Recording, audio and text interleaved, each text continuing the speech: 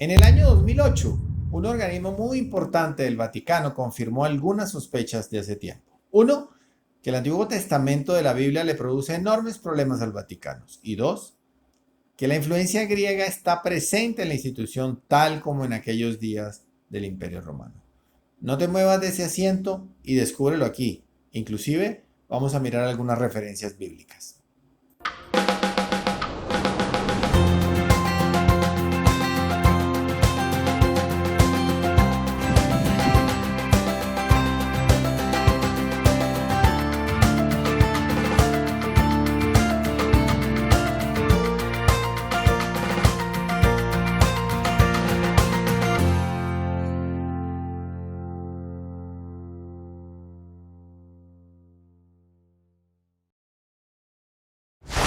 El 29 de junio del año 2008, el organismo que controla el contenido de las liturgias de la Iglesia Católica, la Misa Romana del Vaticano, emitió una carta a todas las conferencias episcopales del mundo acerca del uso del nombre de Dios. Carta firmada por el cardenal Raggiati y el obispo Arinze, ahí en pantalla. Se trata de la Congregación para el Culto Divino y la Disciplina de los Sacramentos, una congregación tan antigua que su fundación data del siglo XVI. Sus responsabilidades van desde revisar el contenido de las liturgias, la administración de los sacramentos, hasta temas como autorizar las imágenes que pueden ser veneradas por los fieles y verificar si un matrimonio no fue consumado para autorizar la separación. Quiero mirar con ustedes algunos puntos claves de esta carta porque es probable que la mayoría de los fieles no entiendan nada de esto o sencillamente no sepan que exista. ¿Y por qué digo no entienden? Bueno, básicamente sabemos que el 85% de los fieles no lee la Biblia, entonces mucho menos saben el origen de las distintas Biblias, escritos en origen, etc. Y ni hablar cuando enfrascas a un fiel en una conversación de términos originales. Por eso creo conveniente hacer una aclaración, un pequeño repaso visual del programa anterior en una de las aclaraciones hecha por el traductor italiano. En las Biblias de nuestras casas encontramos el Altísimo. En hebreo está Elión. En la Biblia de nuestras casas encontramos Dios, y en hebreo es Elohim o El o Eloa. Ya sabes que traducir Elohim como Dios, esta es la palabra Elohim en griego, en hebreo, traducir Elohim a Dios es un atrevimiento bastante extremo, es una traducción bastante controversial. Eso ya lo aclaramos en el programa anterior. Cuando encuentras en las Biblias de nuestras casas el Señor, el Eterno, Jehová, Yahvé, etc., en hebreo siempre está Yahvé. Aquí está cómo se escribe originalmente el nombre de Yahvé, aquí pequeñito, con esas 4 consonantes. Parte de la razón por la que los teólogos occidentales lo hicieron así es básicamente algo que tocamos muy al vuelo en el programa anterior. Es decir, la influencia de la cultura griega en el Imperio Romano y lo que fue después el Vaticano del antes y de ahora. Vale mencionar que teólogo viene de teología, o sea, del griego, o sea, teos. Otra vez, una mala traducción de Elohim a Dios, pero esta vez al griego, que también tocamos en el capítulo anterior. Veamos gráficamente, porque me parece importante explicar esto y que la gente lo entienda, qué sucede con la iglesia liderada por el Vaticano. Entonces, para que podamos entender lo que yo he denominado el arroz con mango, o sea, un revuelto, debemos entender el enredo entre hebreo, griego y arameo. Eso es fundamental. Yo traté de hacer mi mejor esfuerzo para colocar lo más importante en una sola vista que la vamos a ver ya a continuación. En resumen, para no hacer esto muy complicado, se encontraron varios rollos escritos de la antigüedad más allá del 1000 antes de Cristo, o sea, 14º siglo antes de Cristo. Esos textos antiguos fueron traducidos por la comunidad hebrea en algún momento entre el siglo V antes de Cristo y el siglo I después de Cristo. No hay mucho consenso al respecto, por cierto. De ahí apareció el Tanakh, que es lo que llamamos la Biblia hebrea. Y por supuesto, digamos, a consecuencia del Tanakh, evidentemente sale la Torá. ¿Por qué digo evidentemente? Porque la Torá son los 5 primeros libros de nuestras Biblias, o el 5 primeros libros del Tanakh, o sea, la Génesis, el Éxodo, Levítico, Número y Deuteronomio. Eso es parte del patrimonio hebreo, indiscutible, ¿no? Luego tenemos una cosa que llaman, que fue otro camino, a lo cual se hizo una traducción de esos rollos antiguos, que es la Biblia Septuaginta. Y yo quiero que ustedes guarden muy bien este nombre, porque va a ser muy clave para entender, va a ser clave para entender todo lo que está sucediendo con el Vaticano, ¿no? Entonces, la Biblia Septuaginta fue hecha en el tercer siglo antes de Cristo. Es una Biblia traducida al griego a solicitud del rey, quien pidió explícitamente que acomodaran unas cosas que se encontraban en conflicto, por ejemplo, con el nombre de la esposa de ese rey. En concreto, los 72 hebreos, por eso se llama Biblia también Septuaginta, o sea, Biblia de los 70, los 72 hebreos que fueron contratados para la traducción hacia esta Biblia, tenían algunas directrices de influencias del rey. Se llama Biblia de los 70 por la cantidad de hebreos que ayudaron a la traducción. Esta Biblia fue ensamblada en Egipto, puntualmente. Si ustedes le preguntan la opinión a rabinos sobre esa versión, varios de ellos le dirán que esa Biblia es una auténtica desgracia y por demás un fiasco, a la luz de la traducción hebrea, por supuesto. Hay un tercer camino, o sea, una tercera traducción, que es el Targumín. El Targumín data entre el primero y el segundo siglo después de Cristo. Es la traducción al arameo de esos textos antiguos, que están prácticamente en una especie de sánscrito. O sea, esos rollos que ustedes tienen acá en amarillo acá, todos ellos están en una especie de sánscrito, ¿no? Símbolos corridos, rollos corridos con consonantes sin absolutamente ningún sonido vocal. Y luego hay que ponerle los sonidos vocales, de acuerdo pues a criterios que ellos establecen. Y luego está el trabajo, finalmente, un cuarto camino de traducción, que es el trabajo de los masoretas, que contrariamente a lo que muchos creen, no fue hecho hace miles de años. Fue un trabajo hecho en la época de Carlomagno y su padre Pipino el Breve. ¿Qué trabajo hicieron los masoretas? Bueno, tomaron otra vez los textos antiguos, esos rollos antiguos, y trataron, por supuesto, de colocarle los sonidos vocales, para tratar de establecer, digamos, algo coherente, ¿no? Después del cuarto siglo después de Cristo, Roma, o sea, lo que sería hoy el Vaticano, ensambla la Biblia en latín, lo que la llaman la famosa Vulgata. Repito, entre el cuarto y el quinto siglo después de Cristo, con una influencia, por supuesto, mayoritariamente griega, pero también algunas cosas, por supuesto, de la Torá, para los 5 primeros libros, y algunas cosillas del Targumín, pero mayoritariamente, hay que decirlo, la Biblia de Vulgata es una Biblia con mucha influencia también del griego, ¿no? Mucho más adelante, más cerca de nuestra época, en el siglo XVI, Roma, por favor, graben este momento del siglo XVI, ¿sí? Porque fíjese que coincide con muchos eventos en ese siglo, ¿no? Por ejemplo, la creación de esa congregación que acabamos de ver de la Carta de 2008, ¿no? Roma vuelve a revisar el tema, esta vez incorporando el trabajo de los masoretas.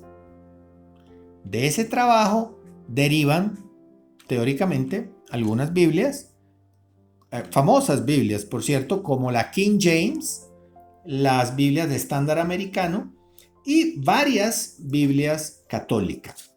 Aunque no está pintado en esta lámina, por cuestiones de simplicidad, porque yo quería yo quería mostrar esta lámina condensada en una sola vista para que se entendiera. No está pintado ahí, pero en el siglo XX se hace otro adendo, entre otras con algunas cosas de la corriente de Lutero, ¿se acuerda? Del protestantismo, y se desarrolla lo que se conoce en el Vaticano como la Neo-Vulgata, o sea, la nueva Biblia Vulgata, en los años 70, por cierto, ¿no? Bueno, de todo ese enredo que ustedes acaban de ver en la lámina anterior, ¿se imaginan el resultado? Bueno, aquí está. Para los católicos occidentales, la verdad está en 46 libros del Antiguo Testamento, que ustedes conocen muy bien. Para hebreos, los libros verdaderos son 39. Por ejemplo, ellos no consideran profetas a algunos que están, digamos, en los católicos. Para samaritanos, los libros verdaderos son apenas 6. Para cristianos coptos, los libros verdaderos son 39, los de los hebreos, más otros libros que no son ni verdad para católicos ni verdad para hebreos. Aquí vale mencionar que, por ejemplo, para los coptos, el libro de Enoc, el abuelo de Noé, o Enoch, es válido. Es un libro válido para ello. Un libro canónico que llaman. Es un libro, de hecho, de Etiopía, que muestra cómo Enoch se la pasa volando para acá y para allá con las divinidades, o sea, los Elohim, digamos. O muestra cómo los diferentes o los personajes principales de la Biblia, enseñaron cada una de las especialidades a la raza humana. Por ejemplo, trabajar metales, trabajar madera, el uso del antimonio para el maquillaje de las mujeres, los ciclos de la tierra fértil, etc. También para los coptos es válido el libro de los jubileos, otro libro muy simbólico para los coptos. Para los griegos, el núcleo de la Biblia, como ya ustedes imaginarán de la lámina anterior que vimos, de la Biblia Septuaginta, la Biblia para ello no son los textos masoréticos llevados al hebreo, sino la Biblia escrita en Egipto en el tercer siglo antes de Cristo, llamada Septuaginta, ¿no?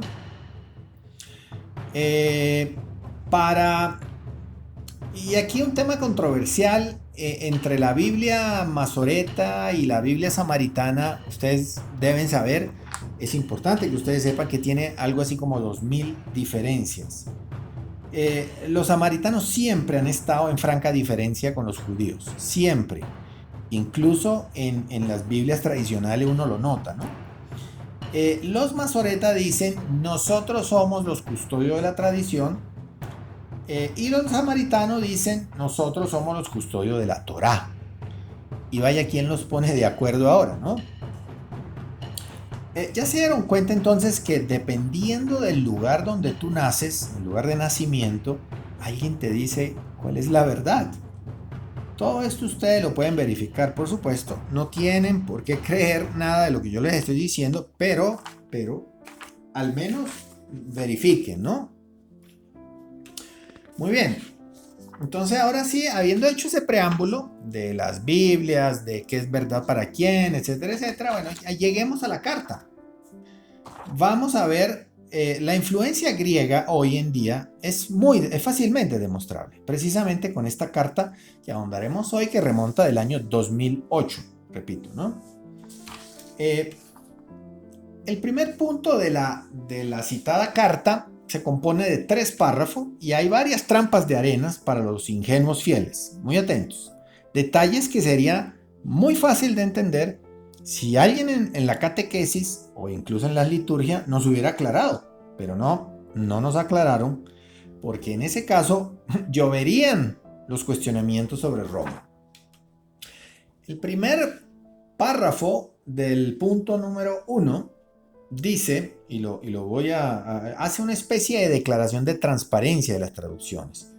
Vamos a leerla. Yo quiero ir resaltado en amarillo algo importante, pero dice, las palabras de las Sagradas Escrituras contenidas en el Antiguo y Nuevo Testamento expresan la verdad que trasciende los límites impuestos por el tiempo y los lugares.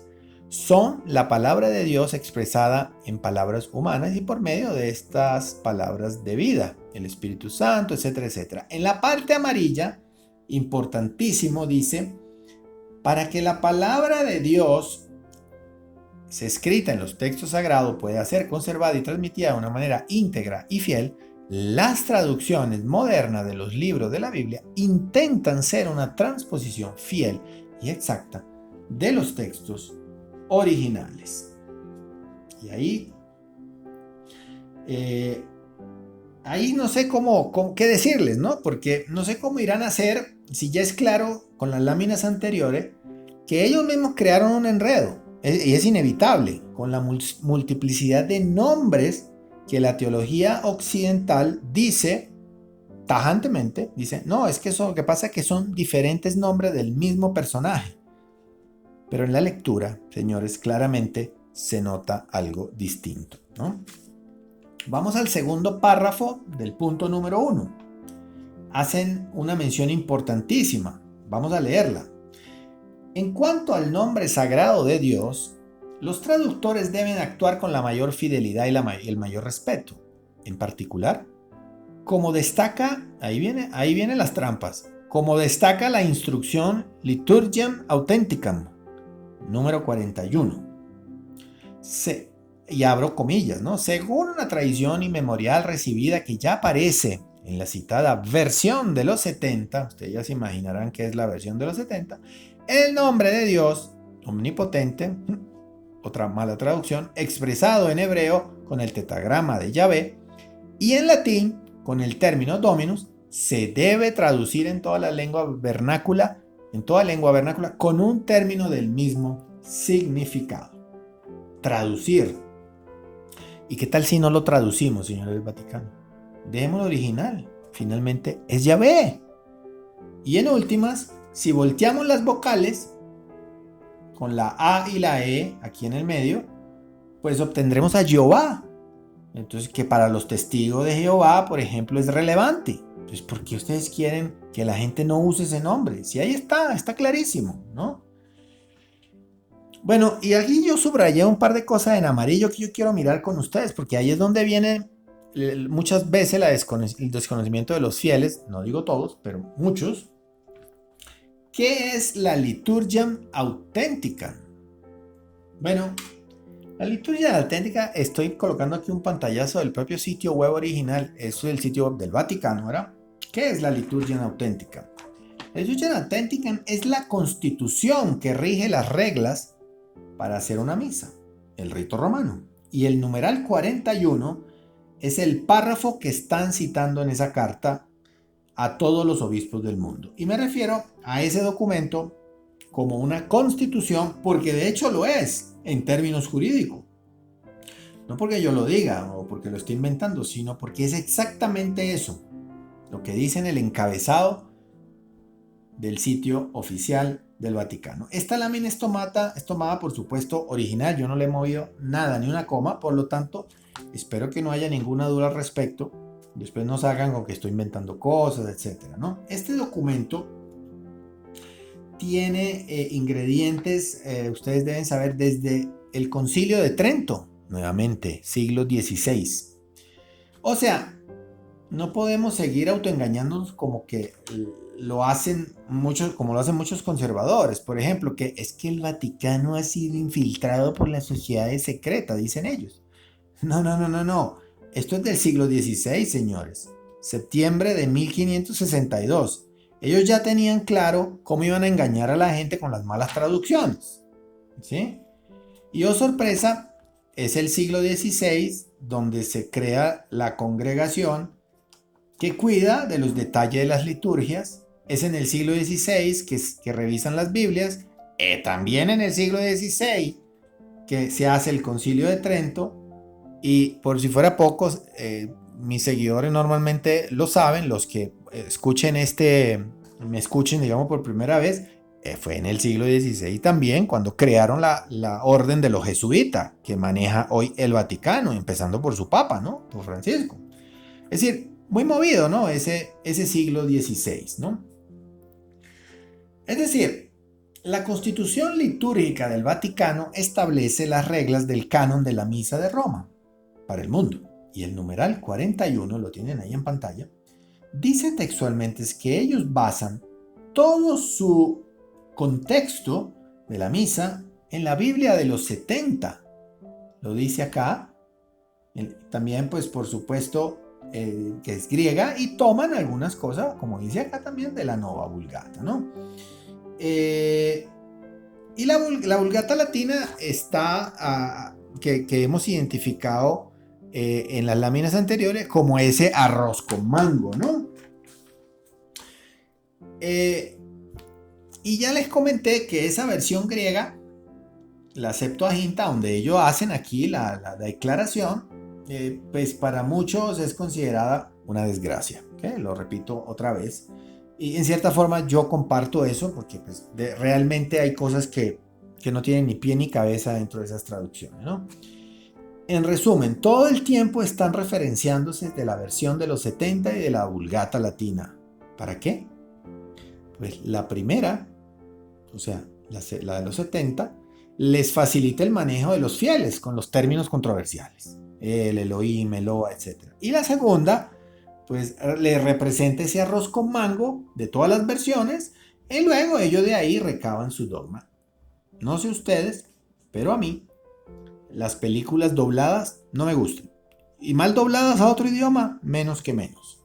Ahí les dejo el párrafo 40, digamos el numeral 41 de esa constitución, de cómo se supone que los curas deben hacer la misa, siendo que, señores, los textos originales, les cuento, son mucho más, digamos, tendiendo al hebreo que al griego, ¿no? Al menos en el Antiguo Testamento, porque la Biblia de los 70, como fue hecha en el tercer siglo antes de Cristo, es básicamente pues el Antiguo Testamento traducido pues al griego, ¿no? Muy bien, de hecho, en el tercer párrafo del punto 1 de la carta, volvemos a la carta, las menciones correspondientes hacen mención correspondiente a lo que estamos comentando. A pesar de esta norma tan clara, leo, en los últimos años se suele pronunciar en la práctica el nombre propio de Dios de Israel, conocido como el Santo Divino Tetragrama, escrito con 4 consonantes del alfabeto hebreo. En la forma, aquí está, o sea, Yahvé, Yahvé, podría uno atreverse hasta pronunciar de Yahvé o Yahvé. La práctica de vocalizarlo tiene lugar tanto en la lectura de los textos bíblicos, tomado del leccionario, como en las oraciones e himnos, y se da en diversas formas escritas y habladas. Por ejemplo, Yahvé, o Yahvé, o Yahvé, o Yahvé, o Yahvé, o Yahvé, o Jehová, etcétera, etcétera, etcétera, ¿no? Por medio de esta carta, aquí ellos dicen, ¿no? Aquí empiezan a puntualizar. Queremos exponer algunos puntos esenciales que subyacen detrás de la norma anteriormente mencionado y establecer algunas directivas para cumplir en esta materia. Luego viene el punto 2 de la carta, o sea, ellos ya están empezando a direccionar. Y en el punto 2, las excusas se caen por su propio peso. No pueden ser más evidentes. 2. La venerable tradición bíblica de la Sagrada Escritura, conocida como Antiguo Testamento, recuerdo que es propiedad de los hebreos, ¿verdad? Presenta una serie de denominaciones divinas, entre las que se encuentra el nombre sagrado de Dios revelado en el tetragrama Yahvé, ¿no? Una serie de denominaciones divinas, pero dígale a los fieles, a esto un comentario mío, ¿no? Dígale a los fieles alguna vez que esas denominaciones son significativas en hebreo. O sea, Elohim, Eloa, Elión y luego Yahvé, pues son términos muy significativos. Entonces, pues habría que aclararle a los fieles eso. Pienso yo que habría que ser muy honesto intelectualmente y aclararle a los 1.200 millones de fieles de Occidente que guían su fe sobre la Biblia. Yo pienso que habría que aclararle eso, ¿no? Sin ánimo de llegar a, digamos, ofender a nadie, pero creo que se lo merecen los fieles a esas aclaratorias, ¿no? Y continúan ellos en la carta: como expresión de la infinita grandeza y majestad de Dios, se consideraba impronunciable y por eso se ha reemplazado durante la lectura de la Sagrada Escritura por el uso de un nombre alternativo, o sea, Adonai, que significa Señor, pero eso es una verdad media. Eso es una verdad a media. Ahora es impronunciable, pero no le han dicho que el término Dios en hebreo es impronunciable. Elohim no, o sea, Elohim lo pueden pronunciar, ¿no? Porque está ahí. No habría ninguna contradicción, ¿no? O sea, la contradicción es de ellos. Y por eso se ha reemplazado durante la lectura, como dicen, por Adonai o Señor. La traducción griega del Antiguo Testamento, llamada Septuaginta, otra vez se hacen referencia y vuelven al griego, que data de los últimos siglos previo a la era cristiana, traducen el tetragrama hebreo con la palabra griega kairos, que significa Señor, otra vez. Dado que el texto de la Septuaginta constituyó la Biblia de la primera generación de cristianos de habla griega, en cuya lengua, y ahí tienen razón, fueron escritos también los libros del Nuevo Testamento, desde el principio esos cristianos nunca pronunciaron el tetragrama divino. Estamos acá. Entonces, vea la sorpresa. Pero si los primeros cristianos fueron Jesús y sus apóstoles, en teoría, ¿no? Y esas personas eran judíos y hablaban hebreo o arameo, en este caso. Ahora, el Vaticano nos dice en el año 2008 que el punto de referencia son los primeros cristianos de Grecia. ¿Y Jesús y sus apóstoles dónde quedan? ¿No deberían usar como referencia a Jesús y sus apóstoles? Y Jesús y sus apóstoles hablaban el idioma original de los hebreos inicialmente, inclusive podríamos decir que casi que arameo, probablemente. Algo similar, sigo leyendo, ¿no? Algo similar sucedió con los cristianos de habla latina, cuya literatura comenzó a partir del segundo siglo, como lo manifiesta primero la Vetus Latina y después la Vulgata de San Jerónimo. También en estas traducciones el tetragrama era reemplazado, dicen ellos, por la palabra Dominus. Ya estamos en latín, entonces todas las traducciones posibles de Elohim y de Yahvé hechas a su manera, porque eso no tiene ninguna presentación, que correspondía tanto al hebreo Adonai como al griego Kyrios. Lo mismo vale para la reciente Nueva Vulgata que la Iglesia emplea para la liturgia. O sea, conveniente el arroz con mango, ¿no? Para enredar la cabeza de los fieles, cuando en hebreo la cosa es súper clara, amigos, tal como lo mencionamos en el programa anterior. Y finalmente, la carta tiene sus conclusiones, o sea, sus órdenes para la gente, su gente, ¿no? Y vale decir que son todos los obispos y curas deben obedecer a partir de ese momento. ¿Qué dice? Dice, en las celebraciones litúrgicas, en los cantos de oraciones, el nombre de Dios en la forma del tetragrama Yahvé, YHWH, no deberá ser pronunciado, dicen ellos. Después dicen 2. En la traducción del texto bíblico a idiomas modernos, para el uso litúrgico de la Iglesia, debe seguirse lo que está prescrito en el numeral 41 de la instrucción Liturgiam Authenticam, es decir, que el divino tetragrama debe ser pronunciado por el equivalente de Adonai Kairos, Lord, Signore, Señor, Signor, Herr, etc., ¿no? Señores fieles, ustedes de esa forma, les voy a decir, seguirán más perdidos que San Nicolás en el Día de las Madres. Seguirán engañados, atolondrados por un culto que no es nuestro. Dejemos claro eso, es hebreo, es de por allá, ¿no? No es de nuestra cultura y además influenciado a propósito, porque lo están viendo ustedes ahí en pantalla, una carta de ellos, ¿no?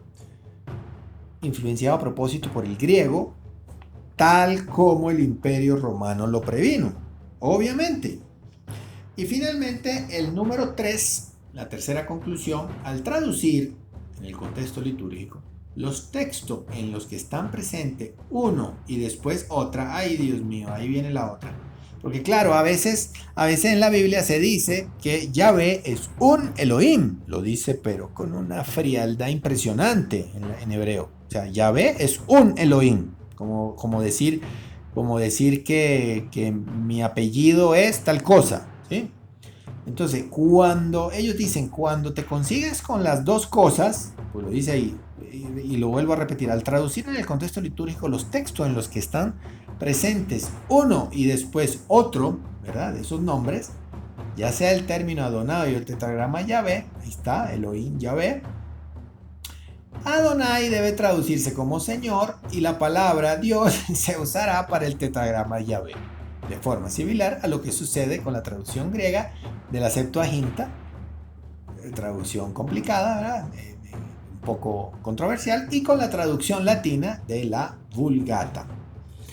Otra vez están mezclando, y están mezclando para que los fieles no capten el sentido literal de las cosas. En realidad se refieren a cuando uno en hebreo encuentra lo que le he dicho ahora, que Yahvé es un Elohim.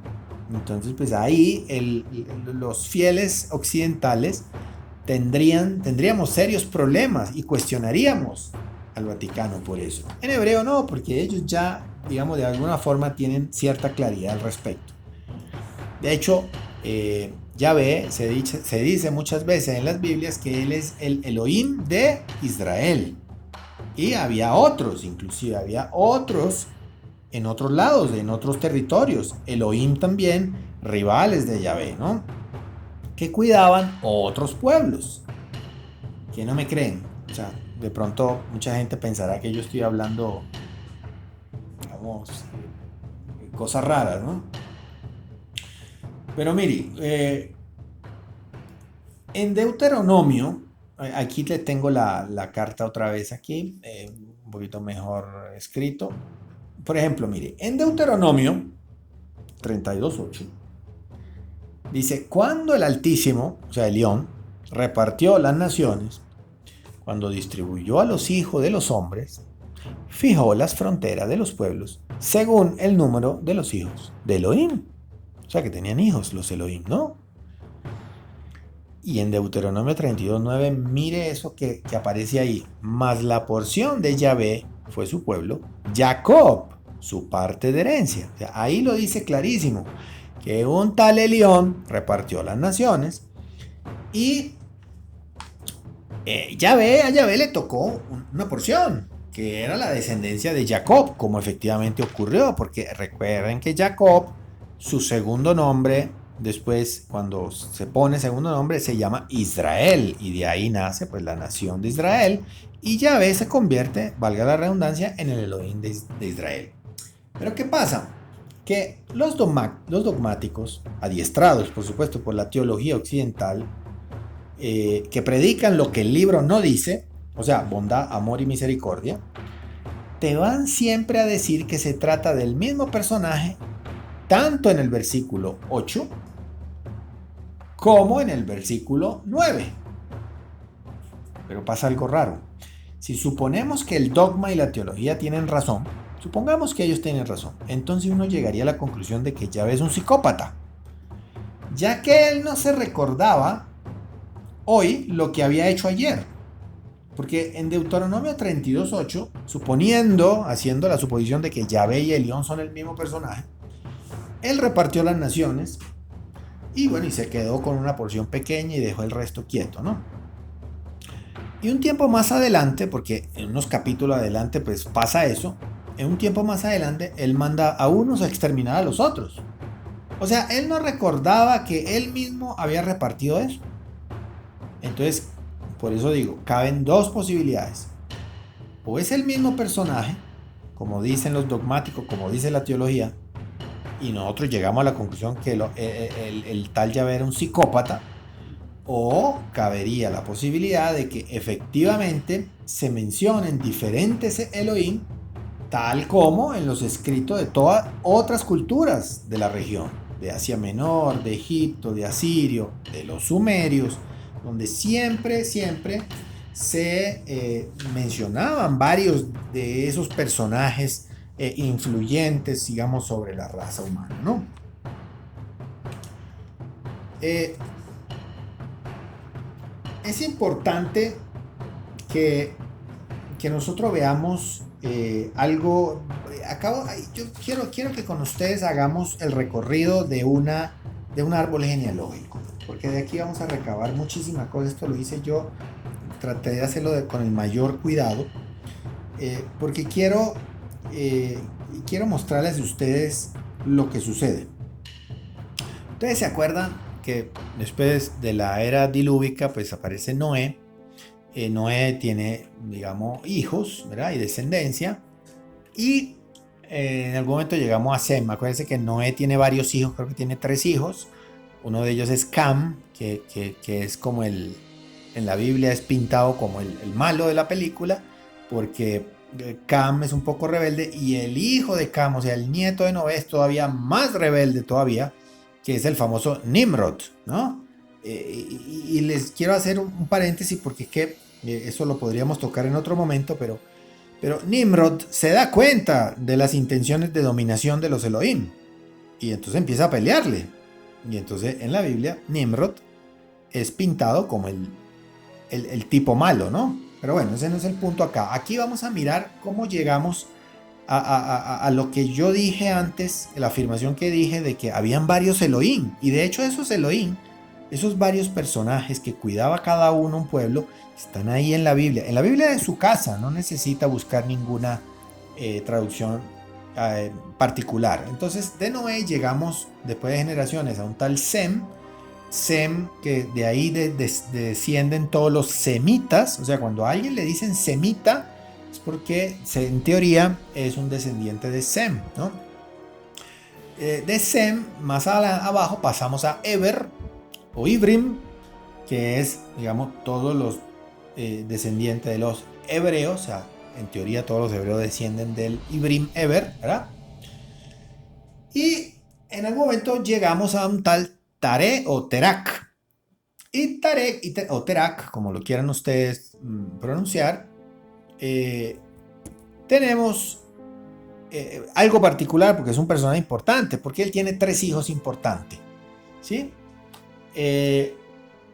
Son 3 hijos importantes, pero es importante mencionar antes que en Josué 24:2 dice claramente que ellos adoraban otros Elohim. Lo dice ahí. Bueno, si lo tienen en una Biblia traducida, va a decir adoraban otros dioses. Allá en origen dice adoraban otros Elohim. Del otro lado del río. ¿Y de cuál río se refiere? El río Éufrates. ¿Y quiénes estaban detrás del otro lado del río Éufrates? Pues el reino de Sumeria. Entonces es muy probable que Tarek y probablemente sus hijos, que ya los vamos a ver, eran sumerio. Entonces en Josué 24:2 dice, al otro lado del río servían otros Elohim o otros dioses, en esa traducción que ustedes encuentran en la Biblia de sus casas. O sea, ese es el primer indicio que uno se da cuenta, uy, aquí como que había más de uno. Entonces, ¿quiénes son los 3 hijos de Terak? Pues 3 personajes muy emblemáticos, a Nacor, Arán y Abraham, ¿verdad? O sea que probablemente, haciendo pues una inferencia un poco sobre la misma lectura, no interpretación, inferencia, o sea, infiriendo sobre la misma lectura, porque yo trato de no interpretar, solamente ver lo que está ahí. Abraham, Nacor y Arán, al igual que su papá Taré, probablemente eran sumerios. Si suponemos que esto que está aquí, que está escrito, es cierto, ¿no? Entonces, Abraham, aquí hay otra cosa interesante, porque en las Biblias de las casas generalmente uno no se da cuenta de ese detalle, pero en la Biblia de Jerusalén, si ustedes se buscan una, se van a dar cuenta que a los 80 y pico de años, Abraham recibe un Elohim, y ese Elohim se llama el Shaddai o el Shaddai, como lo quieran pronunciar, y aparece, como les dije, en la Biblia de Jerusalén, en Génesis 17:1. En las Biblias de sus casas generalmente no se ve, porque una de dos, o lo cambiaron por Yahvé o le pusieron Dios, entonces uno no alcanza a ver esa particularidad. Pero en la Biblia de Jerusalén todavía se nota que a Abraham le aparece o le llega un Elohim llamado el Shaddai, y ese es el famoso Elohim que lo saca de la tierra de Ur de Caldeos, ¿recuerdan? Abraham toma de esposa a Sara, ¿verdad? Pero con Sara, y ahí es donde cabería muy bien el apunte de que ese El Shaddai es diferente al Yahvé que después llega a la vida de Abraham, porque sí llega Yahvé también, pero son dos, fíjese que serían dos, después a los 90 años Yahvé y a los 80 años El Shaddai.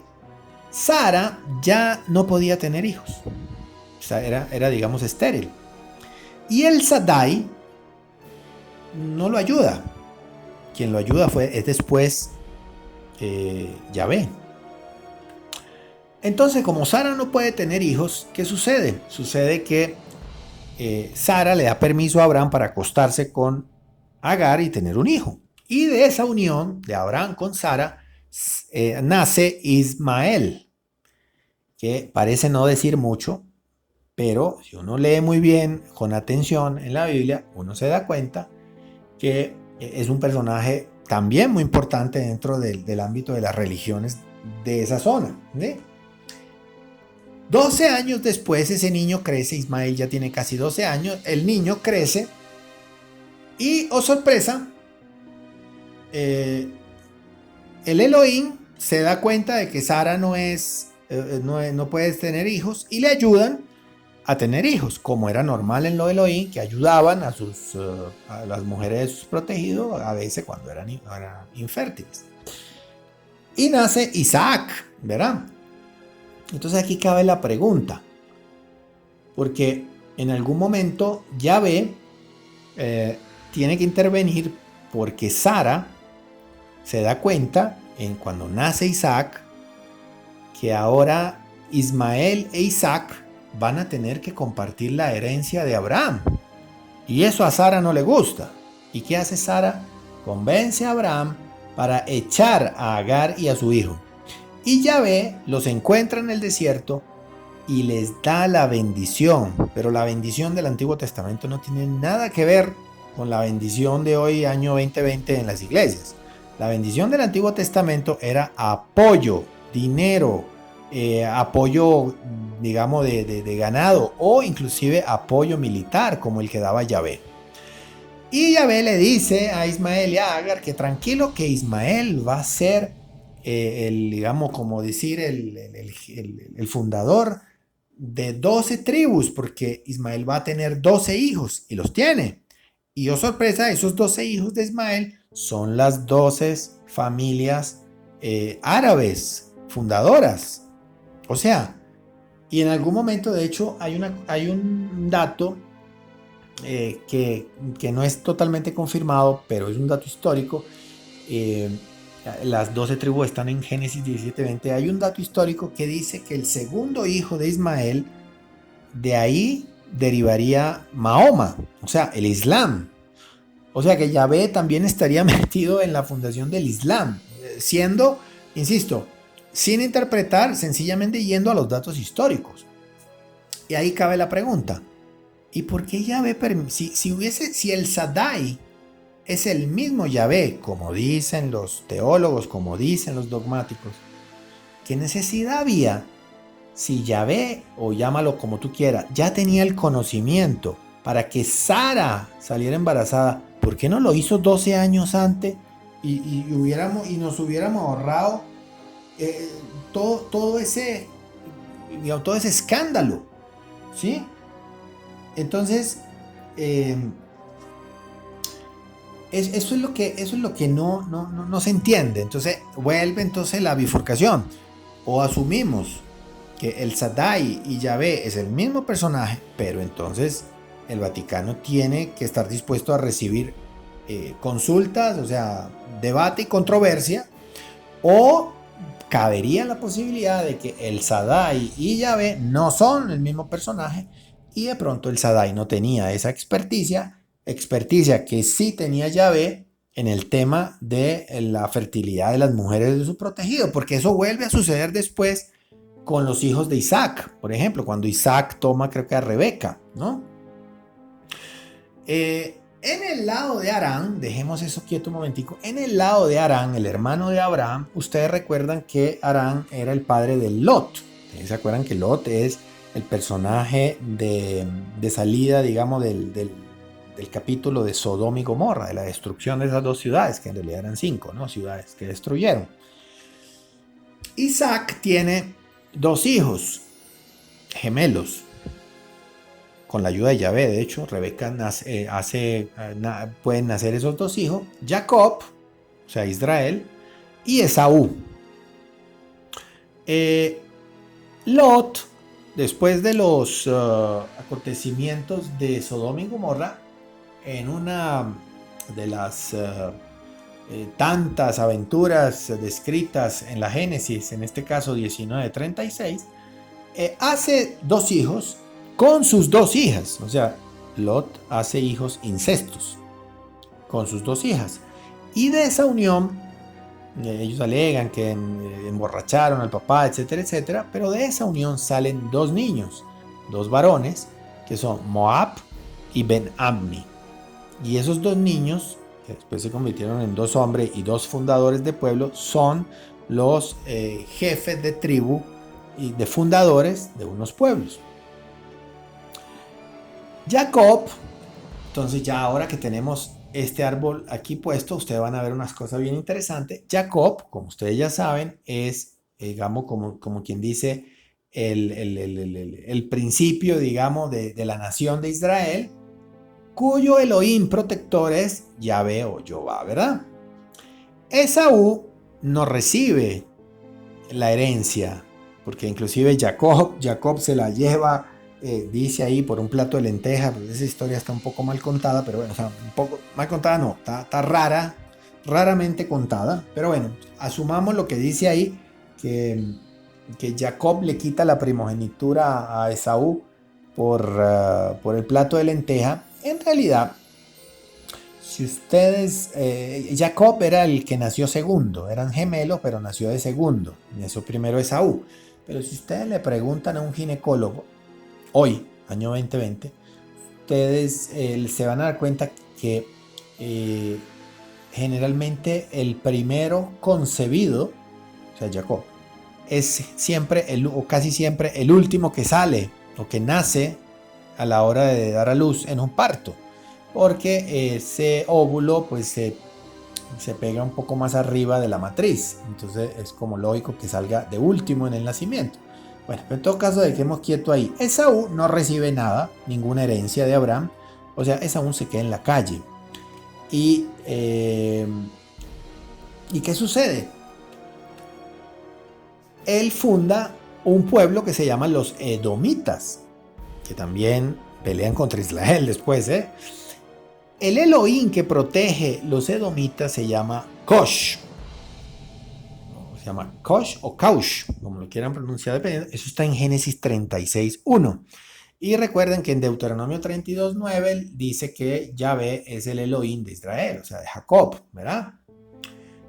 Inclusive en Deuteronomio 32:12 dice que Yahvé solo lo siguió, no había con él ningún otro dios extranjero, o sea, ningún Elohim extranjero, otra evidencia que hace suponer que hay otros, ¿sí? Mientras que la evidencia de Kosh está en Génesis también, 36:9 dice que Esaú es el padre de Edom, y en Génesis 36:1 donde se habla de Kosh y Kamosh, ¿no? Dependiendo, por supuesto, de la Biblia que ustedes tengan en su casa, ¿no? Porque pues, ustedes saben que con ese arroz con mango, las traducciones ya uno no sabe si realmente encuentra ese nombre, o de pronto hasta le ponen otro nombre abstracto para que las personas no entiendan, ¿no? Bien, ahí ya van pintados hacia, digamos, abuelo de pájaro, 3 o 4 Elohim ya, ¿no? Bueno, Moab, que es el hijo de Lot, funda un pueblo que se llama los Moabitas, cuyo Elohim se llama Milcom. ¿Y cómo lo vemos eso? En Génesis, en Reyes 11:7, en ambos lados, tanto para el pueblo de Moab o el pueblo de Ben-Ammi, que son los amonitas, ¿verdad? En Reyes 11:7, ahí se nombran se nombran pues los otros Elohim.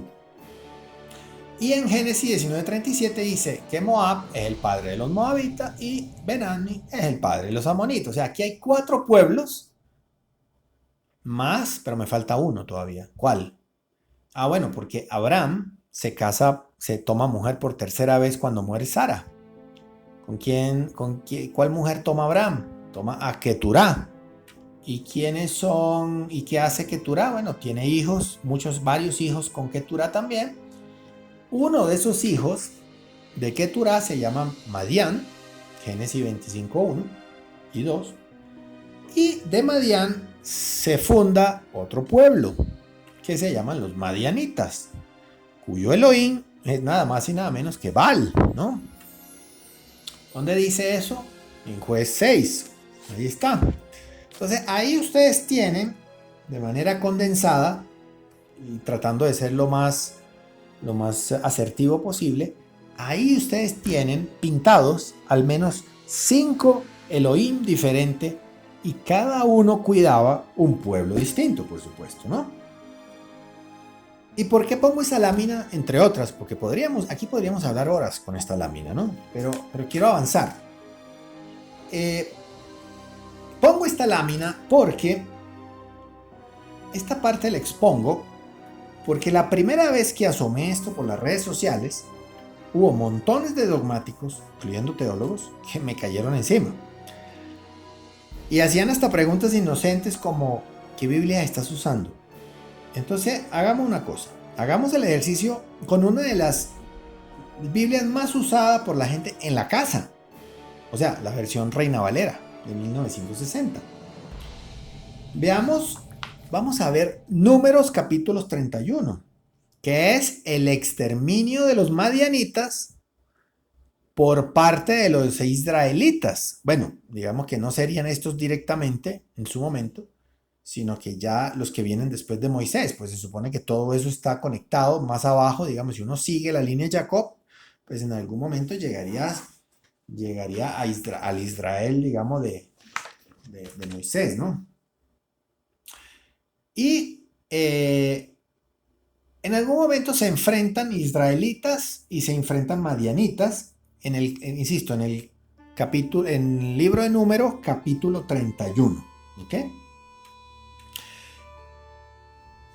Y lo quiero leer con ustedes, porque es que muchas personas me han solicitado, pero Giuseppe, léelo para que la gente lo comprenda, porque de pronto a veces no se entiende. Bueno, entonces vayamos a leer. Leamos el capítulo 31 de Números. Entonces, Yahvé o Jehová, estoy en la Reina Valera, Jehová le habla a Moisés, Yahvé, y le dice: haz la venganza de los hijos de Israel contra los madianitas. Después será recogido a tu pueblo. Entonces Moisés le habló al pueblo, en realidad a sus generales, ¿no? Porque él tenía a su mando jefes de ejércitos, ¿no? Y ¿qué le dice Moisés? Cumpliendo las órdenes de Yahvé, ¿no? Armaos, algunos de vosotros para la guerra y vayan contra Madián, ¿ok? Y hagan la venganza de Jehová a Madián. Venganza que los dogmáticos dicen que es porque allá eran pecadores y mataban niños, etcétera, etcétera. Pero en otros capítulos, en esa misma Biblia que ustedes tienen en las casas, ustedes se van a dar cuenta que Yahvé era muy celoso cuando las personas se iban a disfrutar de fiestas en otro lado. Porque Baal supuestamente hacía unas fiesticas un poco más interesantes que las fiesticas que hacía Yahvé. Entonces, 1000 de cada tribu, de todas las tribus de los hijos de Israel. Recuerden que los hijos de Israel también son 12 tribus, o sea, los hijos de Jacob también son 12, igual que los hijos de Ismael, que también fueron 12 allá en Arabia. Entonces son 1000 por cada tribu, si son 12, entonces son 12.000 personas que Yahvé a través de Moisés envía a la guerra. Así fueron dados de los millares de Israel, 1000 por cada tribu, 12.000 en pie de guerra, como les acabo de decir.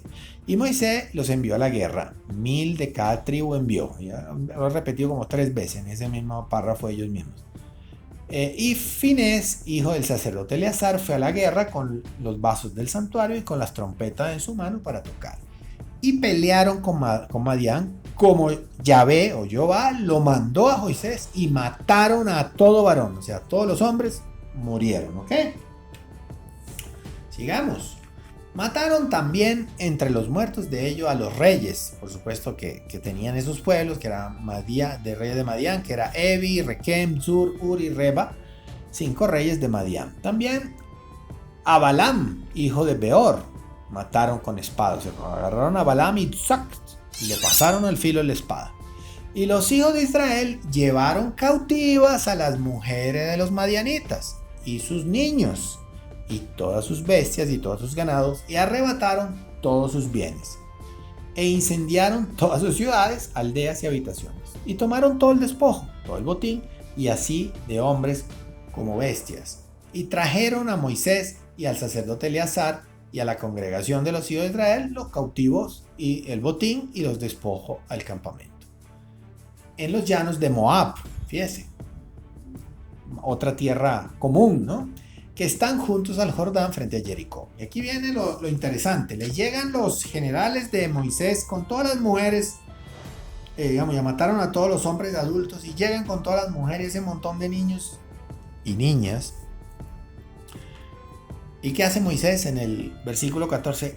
Se enoja. Y se enojó Moisés contra los capitanes del ejército, contra los jefes militares y de centenas que volvían de la guerra. ¿Y por qué se iría él a enojar? Veamos. Pues resulta que les dijo Moisés, ¿por qué habéis dejado con vida a todas las mujeres? He aquí, por consejo de Balaam, ellas fueron causa de que los hijos de Israel prevaricaren contra Jehová, que se hacían fiesta, ¿no?, contra Jehová, y en el tocante de Balpeor, esa es otra traducción bailarina, pero dejémosla ahí. Por lo que hubo mortandad de la congregación de Jehová. Pues claro, porque cuando después los hombres y se iban allá a los otros pueblos, pues claro, después cuando volvían, entonces Yahvé los pasaba a la espada, pues también. Cuando volvían y Yahvé se enteraba que los protegidos de él se iban al otro lado, ponía bravo, y cuando regresaban los agarraba y los pasaba él personalmente, Yahvé, al filo de su espada. Entonces, ¿qué le dice Moisés a sus generales? Por orden de Yahvé, por supuesto. Le dice en el versículo 17, matad pues ahora a todos los varones de los niños. Matad también a toda mujer que haya conocido varón carnalmente, o sea, una mujer no virgen. Pero a todas las niñas entre las mujeres que no hayan conocido varón, las dejaréis con vida. Dice ahí. Óigalo bien.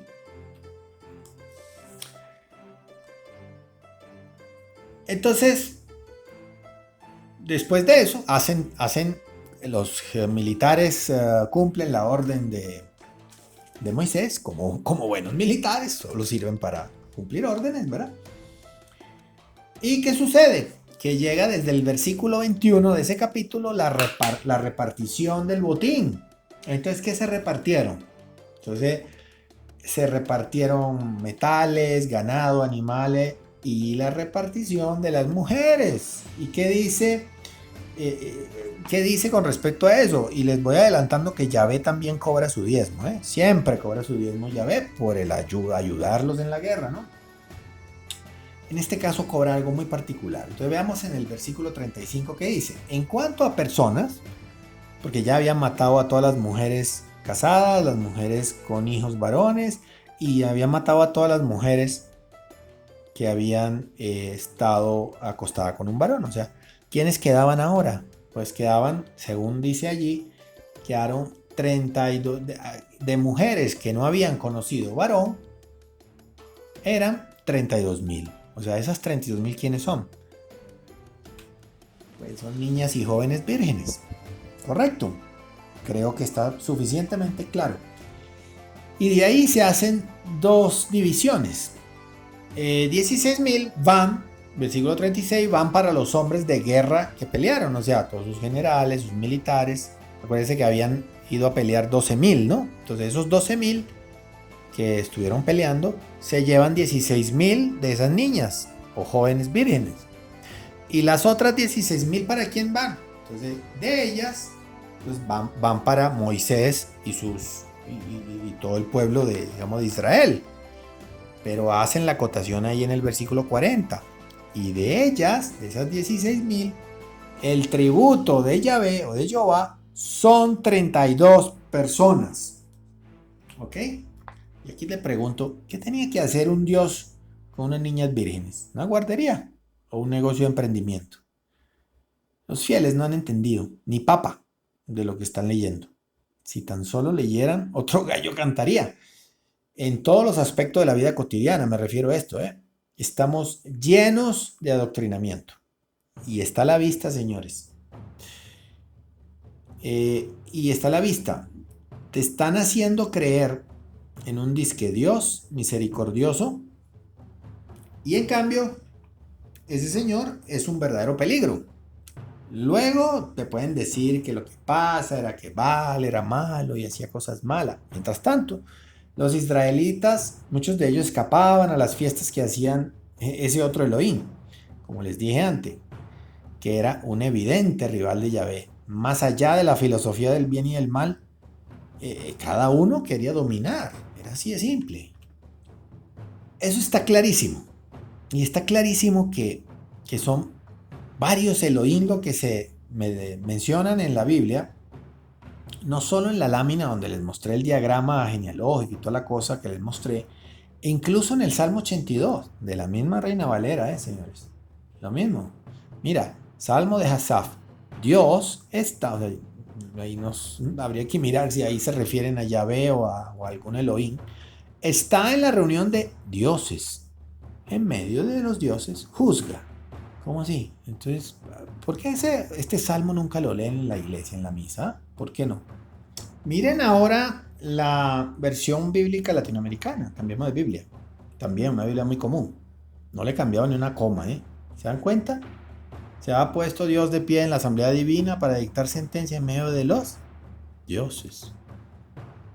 Los fieles fueron embaucados por los cuentos griegos de la teología, que está forzando acá a un monoteísmo que bueno, ustedes saben cómo es.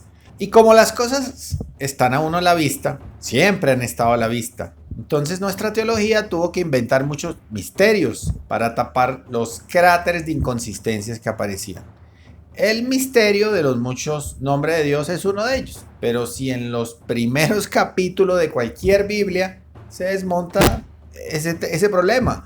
Miremos, por ejemplo, en Génesis 4:26 de la Biblia Reina Valera. Leo primero el 25 para que entiendan dónde estamos. Y conoció de nuevo a Adán a su mujer, la cual le dio a luz un hijo, y lo llamó Set, porque Dios, dijo ella, me ha sustituido otro hijo en lugar de Abel, a quien mató a Caín. Ok, estamos ahí. Entonces, a Set, hijo de Adán, también le nació un hijo que se llama Enos, que no lo confundan con el otro, con Enoch, no lo confundan con el otro. Entonces los hombres comenzaron a invocar el nombre de Jehová, o sea, Yahvé. ¿Cómo así? ¿Cómo así que invocaban el nombre de Yahvé? ¿Con cuál Elohim de muchos entonces tenían contactos los personajes antes que Set? O sea, Caín, Abel, Adán y Eva, ¿no? Y no me digan que solo está en esa Biblia, ¿no? Porque también les traigo acá la Biblia latinoamericana. Miren la versión, dice exactamente lo mismo. Mira, Set también le nació un hijo y le puso nombre Enos. Él fue el primero que invocó el nombre de Yahvé. Y entonces, y aún más claro, mire, tengo otra Biblia aquí. La Biblia de Jerusalén, que es lapidaria, ¿no? Y mientras los fieles menos lean la Biblia, mucho mejor para el establecimiento clerical. Mire, también a Sele nació un hijo y le puso el nombre Enos. Este fue el primero en invocar el nombre de Yahvé. Y entonces, ¿quién invocaban los otros que estaban antes? ¿Sí? Eso no nos lo aclararon, ¿verdad? Misterio, ¿no? Le dice. Misterio para acá, misterio para allá. Entonces, todas esas cosas, ellos tienen que traducirlas así para forzar el monoteísmo y así nadie hacía preguntas. todos mansitos, como buenos individuos de pastoreo, ¿no? ¿Quieren otro ejemplo? Tengo muchos, ¿no?